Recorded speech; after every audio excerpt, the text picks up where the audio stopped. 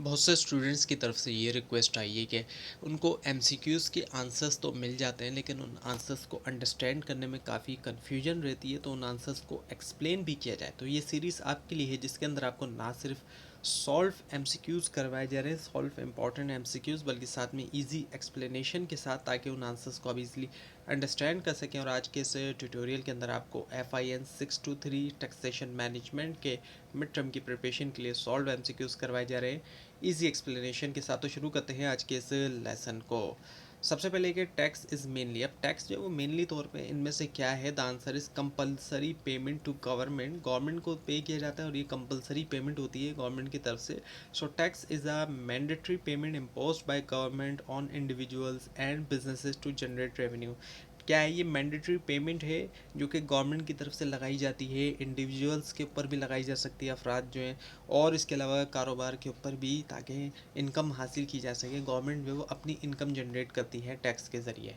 अब ये कि इनकम टैक्सेस, अब इनकम टैक्स क्या है, वो डायरेक्ट टैक्स होता है। सो income tax is a direct tax because it is paid directly by person और होम इट इज़ इम्पोज, यानी कि डायरेक्टली पे कर रहा है एक शख्स, इसी वजह से इसको डायरेक्ट टैक्स कहा जाता है। Now tax is collected by, tax कौन कलेक्ट करता है, गवर्नमेंट करती है, गवर्नमेंट के इदारे करते हैं। So only the government has the authority to collect tax. सिर्फ गवर्नमेंट के ही पास अथॉरिटी है कि टैक्स कलेक्ट करे, गवर्नमेंट के इदारे ये काम करते हैं। Now main purpose of taxation, अब टैक्सेशन का मेन पर्पस क्या है, रेवेन्यू जनरेशन। जैसे कि पीछे भी आपको बताया गया कि गवर्नमेंट अपनी इनकम जो है जनरेट करती है। So the main purpose of taxation is to generate revenue for public services and government expenditure. और उस रेवेन्यू को, इनकम को क्यों जनरेट किया जाता है, ताकि पब्लिक को सर्विसेज दे गवर्नमेंट, उस पैसे का इस्तेमाल करते हुए, और गवर्नमेंट के जो अखराजात हैं वो भी पूरे हो सकें। Now income tax is imposed on, income tax लगाया जाता है किसके ऊपर, इनकम के ऊपर ही। So income tax is charge on the income earn by individuals and businesses. Income tax जो है वो लगाया जाता है इनकम के ऊपर जो अर्न करते हैं इंडिविजुअल्स और जो बिजनेसेस अर्न करते हैं। नाउ इनकम टैक्स इज, अब इनकम टैक्स इनमें से क्या है, कंपलसरी होता है वो। सो income tax is mandatory for all eligible tax payers under law. Income tax ज़रूरी होता है तमाम एलिजिबल टैक्स पेयर्स के लिए लॉ के अंडर में, अगर हम देखें। नाउ इनकम टैक्स इनमें से क्या है, वो है progressive. So income tax is progressive because higher income earners pays a higher tax rate. Income tax progressive इस तरीके से कि जो हायर इनकम अर्नर्स हैं वो पे करते हैं हायर टैक्स रेट, उनका टैक्स रेट जो है वो ज़्यादा होता है, जो ज़्यादा जिनकी इनकम होती है। अब ये कि डायरेक्ट टैक्स मीन्स, अब डायरेक्ट टैक्स का मतलब क्या है, पेड डायरेक्टली टू गवर्नमेंट, जो गवर्नमेंट को डायरेक्टली पे किया जाता है। So direct tax is paid directly by tax payer to government without any intermediary, यानी कि दरमियान में कोई नहीं है, बल्कि एक इंडिविजुअल डायरेक्टली गवर्नमेंट को पे कर रहा है। अब ये कि tax burden can not be shifted in, tax burden किन सूरतों में शिफ्ट नहीं किया जा सकता, वो है इनकम टैक्स के अंदर। Income tax burden can not be transfer to another person if it is borne by tax payer, tax payer ने खुद ही देना है। ऐसा नहीं है कि वो कहीं और बर्डन ट्रांसफ़र कर दे और वहाँ से टैक्स हासिल किया जाए, बल्कि वो खुद देगा। अब ये कि income tax is based on, और इनकम टैक्स बेस करता है किसके ऊपर, ability to pay. So income tax is based on the principles of ability to pay, meaning higher earners pays more tax. तो इनकम टैक्स की जो है वो बेस करता है प्रिंसिपल ऑफ एबिलिटी टू पे के ऊपर, यानी कि हायर अर्नर्स पे करते हैं ज़्यादा टैक्स। अब ये कि एसएससी मींस, इसका मतलब क्या है, पर्सनस लाइबल टू टैक्स, जो टैक्स के लिए लाइबल है। And SSC is any person who is legally responsible for paying tax, एक ऐसा शख्स जो कि कानूनी तौर पे जिम्मेदार है टैक्स पे करने के लिए। ना इनकम मीन्स, अब इनकम का मतलब इनमें से क्या है, वो है total earning. So income include all earnings such as salary, business profit and other sources. Income में हर तरह की अर्निंग आ जाती है, जैसे कि उसकी सैलरी हो गई, प्रॉफिट हो गया बिजनेस का, और दूसरे सोर्सेज हो गए। नाउ टैक्स ईयर इज, अब टैक्स ईयर क्या है, वो है वन फाइनेंशियल ईयर, एक साल का जो फाइनेंशियल ईयर है। Tax year refers to a single financial year in which income is assessed. Tax year से मुराद वो सिंगल फाइनेंशियल ईयर होता है जिसके अंदर इनकम जो है वो असिस्ट की जाती है। Now income tax law is govern by, अब इनकम टैक्स लॉ जो उसको हम देखें वो गवर्न होता है किसके ज़रिए, इनकम टैक्स ऑर्डिनेंस के ज़रिए। से income tax in Pakistan is regulated by income tax ordinance. Income tax Pakistan के अंदर हम देखें तो उसको रेगुलेट कर किया जाता है इनकम टैक्स ऑर्डिनेंस से। अब ये कि पर्सन इंक्लूड्स, पर्सन में शामिल है इनमें से क्या, वो है इंडिविजुअल, कंपनी, एसोसिएशन, ये सब शामिल होते हैं। So person in tax law includes individual, companies, associations and other entities. Person जो होते हैं टैक्स लॉ में, उसमें इंडिविजुअल्स हैं, कंपनीज है, एसोसिएशंस है, दूसरे एंटिटीज़ भी हैं। अब ये क्या कंपनी इज़, एक कंपनी इनमें से क्या है, आर्टिफिशियल पर्सन। अब ये जो है वो इंट्रोडक्शन टू बिजनेस के कोर्स में भी आता है ये, या प्रिंसिपल ऑफ कॉमर्स वगैरह का जो कोर्स होता है इंटरमीडिएट लेवल पे, कि उसमें पढ़ाया जाता है कि कंपनी क्या है, आर्टिफिशियल पर्सन है। So a company is an artificial legal person created under law. Company खुद एक पर्सन है, जिस तरह इंसान पर्सन है, इंसान है नेचुरल पर्सन, उसको बनाया है नेचर ने, गॉड ने। लेकिन जो कंपनी है ये आर्टिफिशियल लीगल पर्सन है, ये खुद ये बनाई इंसान ने, इसी ये पर्सन है, लेकिन ये आर्टिफिशियल इंसान की बनाई हुई है, लीगल पर्सन है, कानूनी तौर पे इसको पर्सन की अहमियत हैसियत हासिल है और लॉ के अंडर बनाया गया है। यानी कि कंपनी के नाम पर कोई केस कर सकता है और कंपनी केस कर सकती है किसी और पे। अब ये कि इंडिविजुअल इज, अब इंडिविजुअल कौन है, नेचुरल पर्सन, जैसे कि पीछे आपको बताया गया है कि नेचुरल पर्सन होते हैं। So human being is considered a natural person in tax law. Tax law के अंदर ह्यूमन बीइंग जो है वो नेचुरल पर्सन है, जिसको बनाया है गॉड ने, खुदा ने। अब अगर हम बात करें ये कि लीगल पर्सन इंक्लूड्स, अब लीगल पर्सनस में कौन है, ह्यूमंस भी हैं, कंपनीज भी हैं। So legal persons include both natural person and artificial entities like companies. And legal person में दोनों शामिल हैं, नेचुरल पर्सन और आर्टिफिशियल एंटिटीज़ जैसे कि कंपनीज हैं। अब ये कि income tax applies to, income tax apply किया जाता है इनमें से किसके ऊपर, वो है ग्लोबल इनकम जो है उसके ऊपर। सो जो रेजिडेंट होते हैं, residents are taxed on both local and global income. उनकी जो इनकम होती है, चाहे वो लोकल हो या ग्लोबल, उनके ऊपर टैक्स जो है वो लगता है। अब ये कि इनकम इंक्लूड्स, इनकम में क्या क्या आ जाता है, सैलरी, बिजनेसेस, प्रॉपर्टी इनकम, ये तमाम आ जाती हैं। सैलरी हो गई, बिजनेस की हो गई और प्रॉपर्टी इनकम हो गई। सो इनकम इंक्लूड ऑल सोर्सेज, तमाम सोर्सेज से जो इनकम आ रही है, चाहे सैलरी से आ रही है, बिजनेस के प्रॉफिट्स आ रहे हैं, या प्रॉपर्टी से उनकी इनकम आ रही है, रेंट वगैरह से। अब ये कि income is tax when, income जो है वो टैक्स किया जाता है कब, जब अर्न की जाए। So income is tax in the period if it is earn not when spend, यानी कि जब अर्न की गई, ना कि स्पेंडिंग के ऊपर, अर्न होते ही टैक्स लग जाएगा।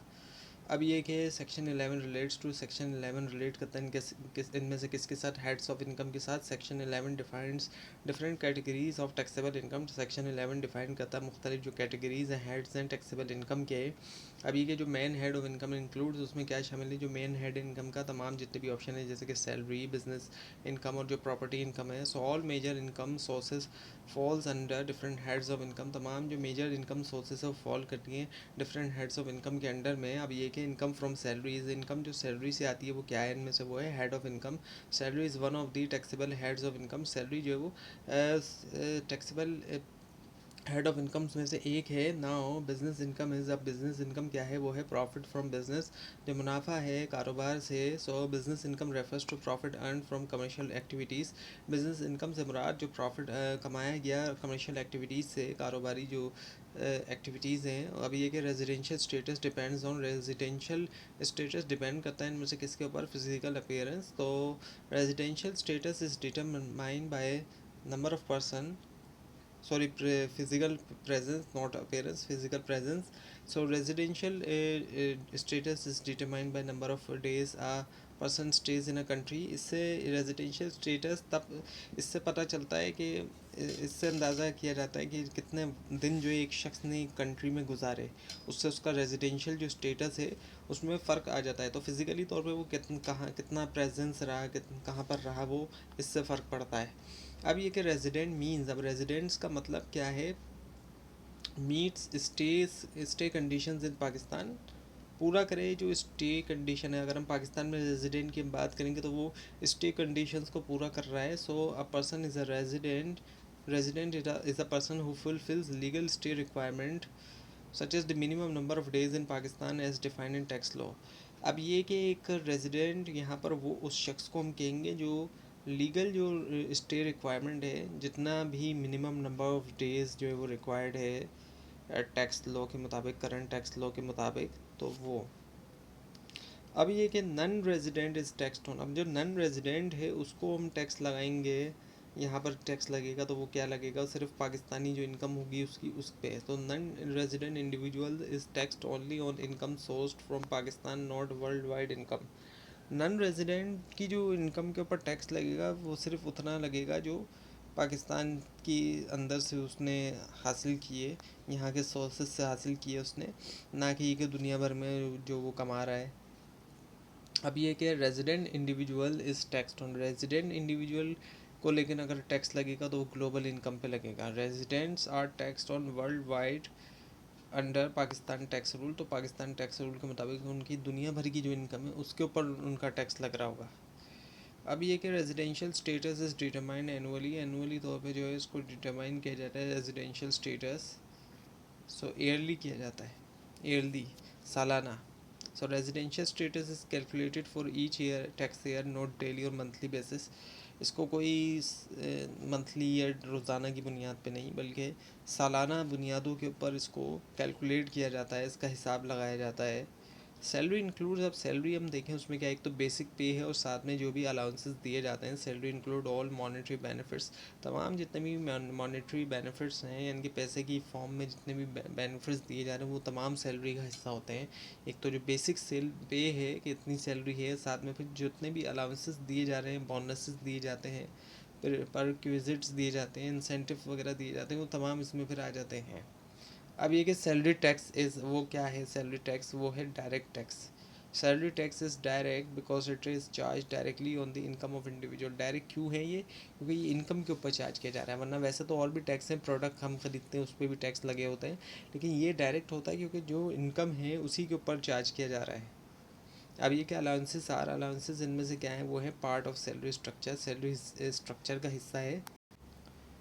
So allowances form part of total salary and may or may not be taxable depending on rule. Allowances जो है वो टैक्स से टोटल सैलरी का ही हिस्सा है, और हो भी सकता है ना भी हो कि उन पर टैक्स लगे, ये रूल के ऊपर डिपेंड करता है।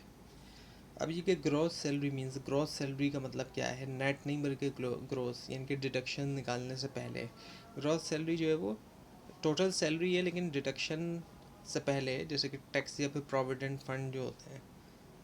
अब ये कि नेट सैलरी क्या है, ये आफ्टर डिडक्शन, डिडक्शंस के बाद। Net salary is what remains after tax, tax लगने के बाद जो है, और अदर डिडक्शंस को भी निकाल लिया जाता है। अब ये कि टैक्सेबल इनकम इनमें से क्या है, इनकम जो आफ्टर एग्जाम्शंस, एग्जाम्शंस के बाद होती है। सो टैक्सेबल इनकम जो है वो अमाउंट जो कि बचता है अप्लाई करने के बाद एग्जाम्शंस और जो डिडक्शंस होती हैं। एग्जाम्शन मीन्स, अब एग्जाम्शंस का मतलब इनमें से हम देखें वो टैक्स रिलीफ होता है। एग्जाम्शन रिड्यूसेस, कम कर देता है amount of income subject to tax, जो इनकम का अमाउंट होता है टैक्स के हवाले से। अब ये कि डिडक्शन रिड्यूसेस, डिडक्शन कमी करता है इनमें से किसके अंदर, इनकम टैक्स में। So deduction lower taxable income which reduces overall tax liability, deduction कम करता है, लोअर करता है टैक्सेबल इनकम, जो कि रिड्यूस करता है, कम करता है ओवरऑल जो टैक्स लाइबिलिटी होती है। अब ये है कि tax rate is applied on, tax rate apply किया जाता है इनमें से किसके ऊपर, टैक्सेबल इनकम के ऊपर। So tax is calculated on taxable income after exemptions and deduction. Tax को कैलकुलेट किया जाता है जो टैक्सेबल इनकम है एग्जम्पशंस के बाद और डिडक्शंस के बाद। अब ये कि higher income leads to, higher income से क्या होता है, हायर टैक्स होता है।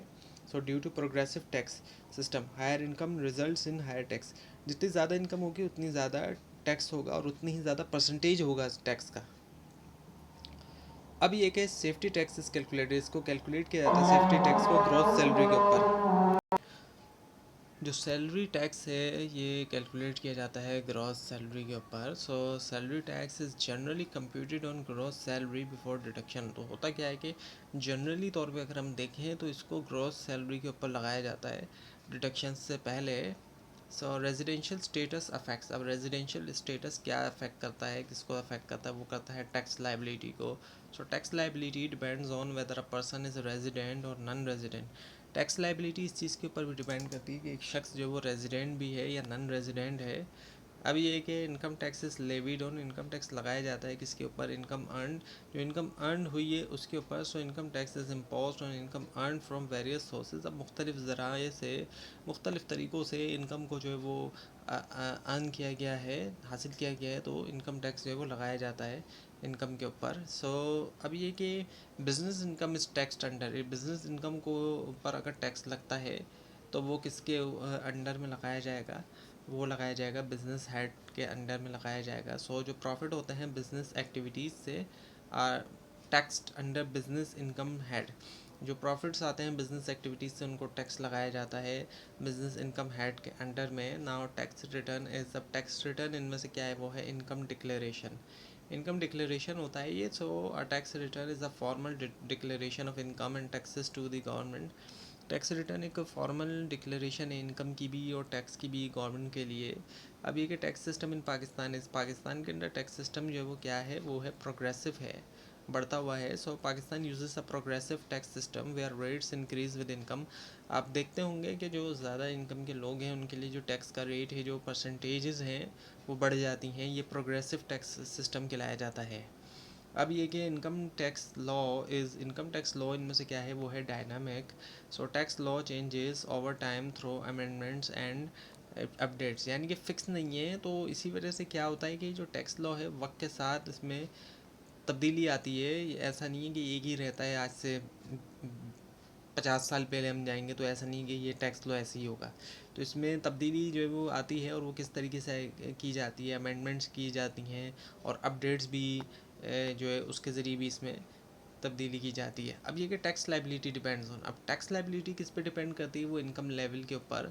सो tax is based mainly on income level not personal characteristics.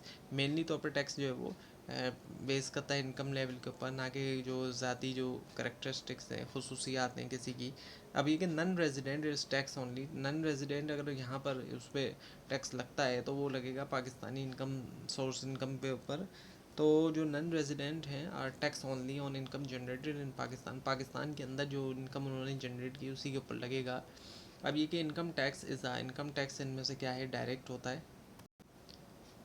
So income tax is a direct tax impose directly on individuals और एंटिटीज़। इनकम टैक्स डायरेक्ट है और ये लगाया जाता है इंडिविजुअल्स के ऊपर भी, और जो एंटिटीज़ हैं उनके ऊपर भी लगाया जा सकता है। एक तो लोगों के ऊपर तो लग ही रहा है, साथ में जो एंटिटीज़ हैं उन पे भी लग सकता है।